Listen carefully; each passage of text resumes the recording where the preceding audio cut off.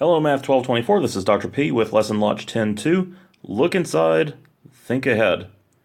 So this is the conclusion of what I started in Lesson Launch 10.1, where I computed the volume of the solid of revolution obtained by revolving this region here. I'm not going to fill in the region. I find that filling it in actually makes the picture a little bit harder to interpret just because it's so cluttered. But the solid of revolution obtained by revolving this region around, there we go, not bad. I'm always very critical of my own pictures. Around the y-axis. Yeah, so when I was in graduate school, my dissertation was in geometric group theory, and one of the job requirements was that you had to be able to draw really good pictures of whatever it was you were working on. So I became very self-conscious about that as I was going through school. Okay, so anyway, that's a decent picture, I suppose, of the solid that we're working with. It's again, it looks sort of like a traffic cone except with the top chopped off and a hole in the middle. If you come up with a better name for what this is, please let me know. I'm a little desperate here. Anyway, in the last video, we computed the volume of this object by cutting this region into horizontal slices and then imagining what happens if we revolve each slice around the y-axis. And when we revolve each slice, we get a washer that's like it's a solid cylinder with a smaller solid cylinder cut out. And we wrote down the volume of that slice, and we integrated the slices, and we got the god-awful looking answer. I'm just going to put it up here. In fact, let me just change colors here. Let's see, let's pick a really nasty looking orange color for this. I realize orange is one of our school colors, but this is a nasty color. The answer we got, the volume we got, was 664/15 pi. And in this video, I'm going to see if I can come up with that same answer using a different method. All right, so I'm Johnny Knoxville, and, well, maybe you know the rest if you watch TV during the 2000s. Anyway, so my strategy this time around is going to be to slice this region vertically. Chop this into vertical slices. And we're going to revolve each slice around the y-axis to get a cylindrical shell. This is that shell method that we talked about in class on Monday. So, what's that going to look like in this case? I'm going to draw an example of a slice here. That's an example of a slice. And then if I revolve around the y-axis, I'm going to get a figure that looks like this. Cylindrical shell, very thin, and cylindrical, and with a big hole in the middle. Now, this kind of drawing is really hard to do on the tablet, getting a decent hole in there. But I'm hoping this kind of conveys the idea. There we go. Now, in class last time, we thought about the volume of that shell by actually unrolling it to get a rectangular sheet. Now, this rectangular sheet, I'm not drawing this to scale. I think in reality it would probably be longer than this. But this is just to give the idea. That rectangular sheet, its height is going to be h, and that h is going to be some function, actually let me just rewrite that, it's going to be some function of x, and the depth is going to be dx, and then the tricky part was this circumference here. That circumference is going to be 2 pi times the radius of this cylinder, and that radius is actually just whatever the value of x is. It's the distance from the axis of revolution. All right. In this case, that radius is x. Now, if I were to revolve around a different axis, that radius may not be x. We might have to rethink that part. I didn't do a very good job mentioning that in class, so I wanted to mention it here. But anyway, and these shells are going to run from 0 to wherever this line here intersects the x-axis. Well, this is the line y equals 6 minus x, so I think that intersection point there is going to be at x equals 6, because that's when y is going to be equal to 0. All right, now, before I go any further, there is something a little bit trickier about this method in this case, and that is that height function that tells me how high each slice is, that height function depends upon what the upper boundary of the region is. And that upper boundary is not the same thing throughout. Here, that upper boundary is given by y equals square root of x. But over here, the upper boundary is given by the line y equals 6 minus x. That means that this volume calculation is going to have to consist of two separate integrals. One that covers this part from here up to here, and one that covers the remainder. Now, in the last video, we found that that intersection point was at y equals 2, but I'm not sure I ever mentioned what the x-coordinate was. But if we know the y-coordinate was 2, you could probably figure out what the x-coordinate's going to be, because we have this relationship here, or if you prefer this one here, they should both give the same value of x. That value of x is going to be 4. That's the point 4 comma 2. So we're going to need one integral which runs from 0 to 4 of, let's see, what would we call that? That would be 2 pi x h of x, that's height at x, dx, plus the integral from 4 to 6 of 2 pi x times h of x dx. And if we want, we can think of h of x as being just one function, but it's going to be given by a different formula from 0 to 4 and from 4 to 6. But you could, if you want, think of h of x as one function. I'm just splitting it up because in each of these integrals, h of x is going to be represented by a different formula. Anyway, so this is going to be equal to, let me rewrite that, equal to the integral from 0 to 4 of 2 pi x, and then that h of x, that is the square root of x from 0 to 4 dx. And then this is going to be the integral from 4 to 6 of 2 pi x times h of x, that in this case was 6 minus x dx. And now I'm at the point where I just have a massive calculation to do. Now this one actually, I have to say, this doesn't look so bad. Now I know that that's probably illusion here. When the answer is 664/15 pi, all roads lead to 664/15 pi. So things are probably going to get unpleasant at some point. But for now, I'm just going to enjoy the ride. Okay, so I'm going to just switch colors into a nice mellow purple here. All right, so I think here, I'm just going to pull out that factor of, that was ugly, 2 pi, and then write that as the integral from 0 to 4. Now, x times the square root of x, that's x to the 1 times x to the 1/2. Those exponents add up, and I get x to the 3/2 dx. And over here I've got, sorry, let me just go ahead and pull the 2 pi out of that as well. 2 pi integral from 4 to 6 of x times 6 minus x. I'll just rewrite that as 6x minus x squared dx. All right. So here I'm going to have 2 pi, and then my antiderivative is going to be, let's see, what is that? I'm going to get x to the 5/2, and then divide by 5/2, that gives me 2/5. And that's from 4 to 0. And then over here I've got 2 pi times, and then here the antiderivative is going to be 3x squared minus 1/3 x cubed. And now I'm starting to see where that unpleasantness is going to come from. It's going to come from evaluating 1/3 x cubed at these really big numbers. Okay, well, don't say I didn't warn you. I told you things were going to get unpleasant at some point. But I think we can persevere through this. This is 2 pi. And by the way, I have no objection to you using a calculator to get these values. Remember, you're going to use a calculator on the next test anyway.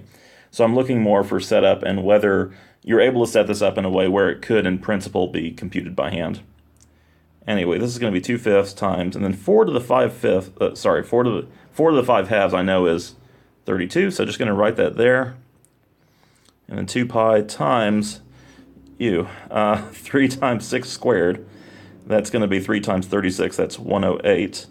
Minus 1/3 of 6 cubed, I think, is just 72. Feel free to check me on that. Minus, and then 3 times 4 squared, I think, is 48. Minus 1/3 of 4 cubed, I believe that's 64/3. All right. I regret this already. Anyway. So I believe there I'm going to get, let's see, this is 64/5 times 2 pi. You know what, I'm just going to leave that factor of pi. In fact, I think I might just leave the 2 pi since it's a factor of both of those. I'm just going to leave that out in the cold for a bit and deal with that at the end. That's 64/5. That's 108 minus 72 is 36. And I get minus 48 plus 64/3. And then that's 2 pi. Let's see. You know what? I'm just going to go and put everything into 15ths at this point. This is 192/15. And then that's a minus 12. That would be minus 180/15. fifteenths. And then here I have, I think, 320 fifteenths. And that's 2 pi times, help me out here, this is 332 fifteenths. And would you look at that? I got 664 fifteenths pi. Well, miracles do happen. So anyway, not that it should be in any way a miracle that I got the same number. We should expect to get the same number. I think the miracle is that I managed to wade through all of that without making an algebra or arithmetic mistake. So anyway, I just want to get all this in one frame so we can look at it there and still have the picture at hand here. So that was using the shell method. Just put that over here, shell method. The previous method that we used in the other video was the washer method. And then if you don't have a hole in the middle, that's what we call the disk method. Okay, so anyway, I did this because I wanted to offer a little commentary on the two different methods. I don't know which method you would consider to be easier here. I'm not sure I would consider either one to be particularly easy just because of all the arithmetic involved. But if you remove the arithmetic, then you might have an opinion on which approach was more manageable. So in this case, one advantage I noticed with the shell method was that there was no need, in this particular case, now I'm not saying any of these is universal of shell or disk or washer or anything, I'm just saying for this problem, with the shell method there was no need to rewrite the relationships or rewrite the boundaries in terms of y. And there may have been other advantages, I don't know, in some ways I thought maybe the integrands were a little bit easier to work with. You can be the judge of that. When I say the integrands, I mean that we didn't have to square anything inside of the integral before integrating it. On the other hand, with the washer method,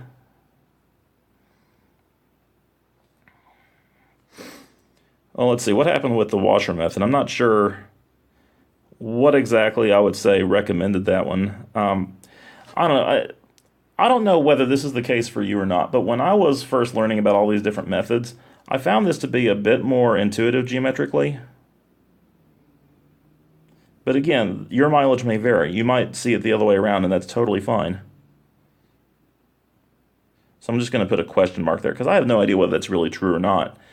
And the other thing was, and this was actually kind of important, when we worked it out using the washer method and looked at these different slices, really, the left-hand boundary was always given by this curve, and the right-hand boundary was always given by this curve. So there weren't two separate integrals that we had to set up because the boundary changed. So I would say the boundaries didn't change. There was only one integral that we had to set up. Now again, I want to be very emphatic here. None of these advantages or disadvantages, none of these is universal across all problems. It depends on the region you're given. It depends on the axis of revolution you're given. Maybe in some other problem I give the same region, but I say the axis of revolution is the line x equals 6. And then it's a different problem, and maybe the consideration here becomes a little bit different. Now, in this case, I'm not quite sure that's right. I think it's probably mostly the same mathematics, just in a slightly different order. But, maybe I'll give you an axis of revolution somewhere in the middle of the figure, or maybe it's horizontal or something. And then all of this becomes a little bit different, and there's a different strategic consideration you have to do. So here's the point in all this. Usually I don't ask you to do a problem in two totally separate ways. If I do, there's a reason behind it. It's so that you can verify your work and so that you can experience different approaches and think strategically about which one is best. But usually, and especially on exams, the goal is to have you pick one strategy that works efficiently and that you can set up correctly and complete correctly. And for that, one thing that you have to learn to do, and this is something that is often a challenge for mathematics students, and I consider each of you to be a mathematics student in some way, whether you're engineering or science or statistics or humanities, each of you while you're in this class is a math student. And one thing that math students have to learn to do at some point is start every problem with this. Look inside, think ahead. So this is a phrase, I didn't make this up. This comes from my colleague, Bill McCallum at the University of Arizona. But the idea is, we are habituated through our mathematics education, especially through grades K through 12. When we see a problem, we start doing something. And actually, that's not always the most productive approach. Sometimes the best approach is to look at the problem and then think about different strategies we might use and try to foreshadow for ourselves which strategies are likely to be productive and which ones are likely to result in a mess. Like, for example, if we've had enough practice with the shell method and know that we're slicing vertically, we will know before we even get started that slicing vertically results in two separate integrals. And we can take that into account. That doesn't necessarily mean that we don't use that strategy.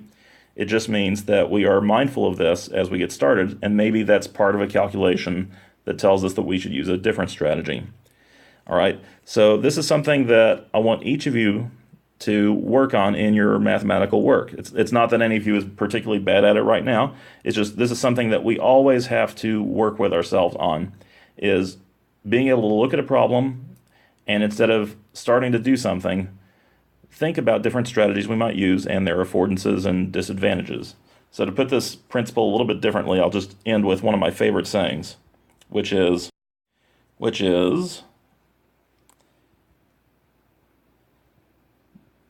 don't just do something,